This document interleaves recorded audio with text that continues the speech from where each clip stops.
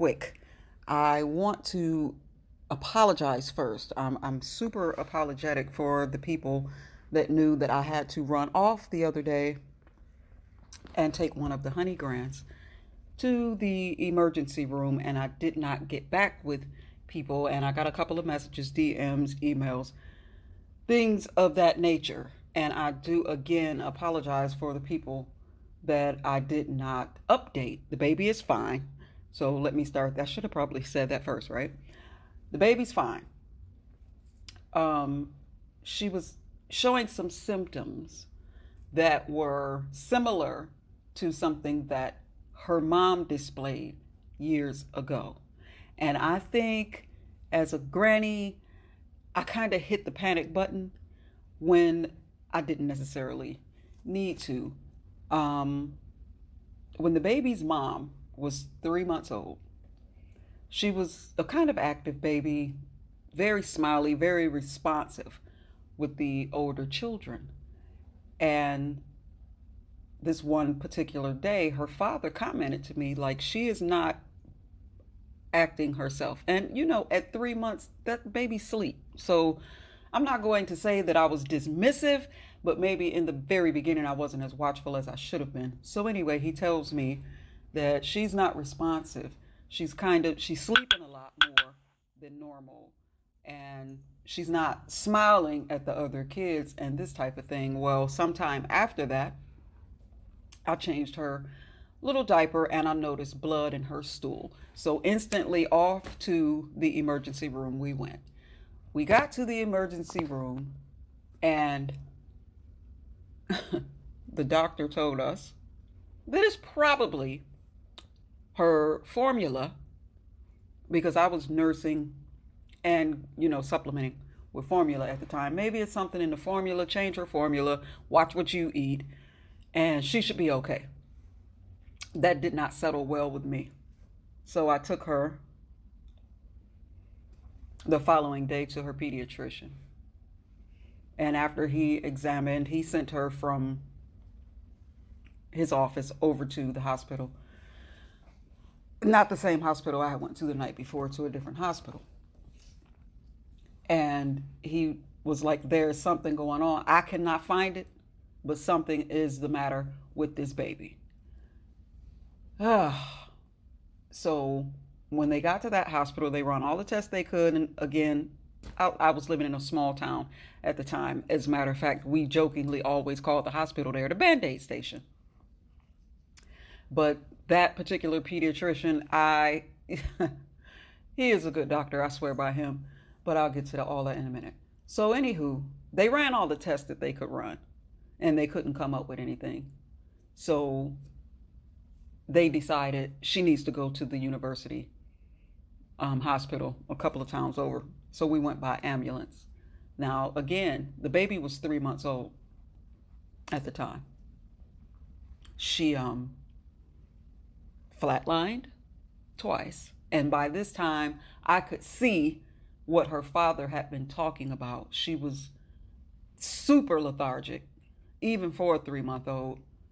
Her eyes were beginning to show signs of what I thought was jaundice, the yellowing of the eyes, her skin. I was beginning to see it. And then, so she flatlined in that ambulance. It was like an hour, 45-minute drive. Don't know why they didn't airlift her, but maybe that wasn't I don't know. So we get to the university, they run all the tests, they do all the things, and they said we have to do an exploratory surgery because we cannot get a good bead on what is wrong. But something is definitely the matter with this baby. And so by this point, she was sleeping. And then when she would open her little eyes, she was crying. But she was just limp. Her whole little body was limp. So, okay, now they have to do the surgery. And they didn't know what they were even looking for. Again, exploratory. So they took her off of some of the machines that they had her on, and they let me hold her in a little rocking chair they had right outside in a private room near the waiting area. And I knew what they couldn't say: we are giving you a chance to say goodbye, because the shape that my baby was in by this time, they gave me like 60-40, not in her favor. And again, she was limp, she was unresponsive, and I held my little baby and I put my finger into her hand. And of course, I prayed and did the whole thing. And I looked at her and I called her name and I said, "You come back to me safely, okay?" And when I said that, with no exaggeration, I am not selling a story, that little baby squeezed my finger and she opened her eyes enough to look up at me. And in that moment, I knew that everything was okay. So they took her off, they done the surgery. That was, you can imagine, it was like a 4 or 5 hour surgery. So that whole thing was a nightmare. But I, in my spirit, knew that everything was going to be okay. So it was a matter of me keeping her father calm, who was bouncing off the walls and couldn't breathe for the entire duration of the surgery. And they came out. You know, if you've ever had a loved one in that situation, whatever, it's always that slow walk with the doctor and the expressionless face and that whole thing. But anyway, what it turned out to be was they had to do an intussusception. My baby had a polyp in her intestine. Where the polyp was, when she would have a bowel movement, when her poo would move through her bowels, it pushed against that polyp and it made her intestine telescope down inside itself. Where the telescoped part was, had rotted, and it was poisoning her systems, and it had begun to shut her organs down one by one.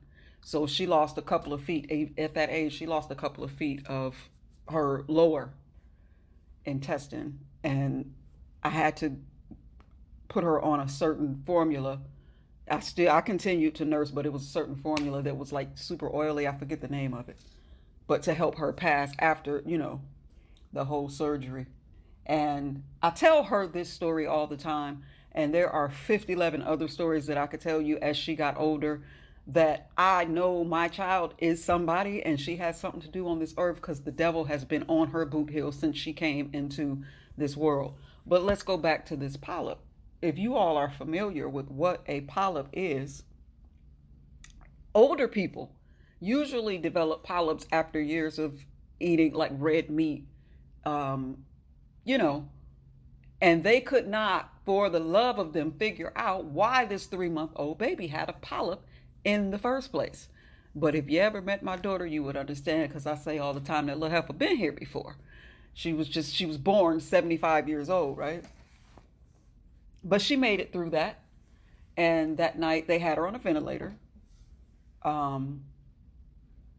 They gave her morphine, which she ended up being allergic to. So then they had to turn around and give her Benadryl through a drip. And I think Finnegan, I think that's the name of it. All this at 3 months, right? And she still wouldn't go to sleep. My baby didn't go to sleep until I asked him, can I open this incubator and touch her? And when they allowed me to touch her and let her know I was there, she went to sleep. Then she woke up, she caused a little stir because she was breathing over the respirator until they had to take it out. They left it. She was breathing on her own fine, but they just wanted her to rest. So they kept the respirator, and she wanted that thing out of there. And she was breathing over it. They took it out.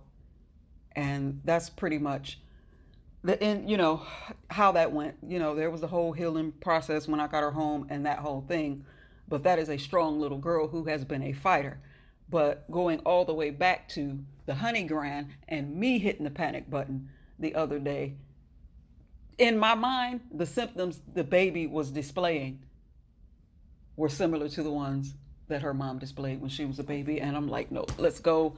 But the baby, again, is fine. And again, I apologize because I kind of left everybody hanging. I told everybody, I got to go. I got to get out of here. Got to take the honey grand to the hospital. And then after she was okay, it was just a lot has been going on. So anyway, this is kind of just me letting you all know that everything is newbieing over here in Newbieville. All is well.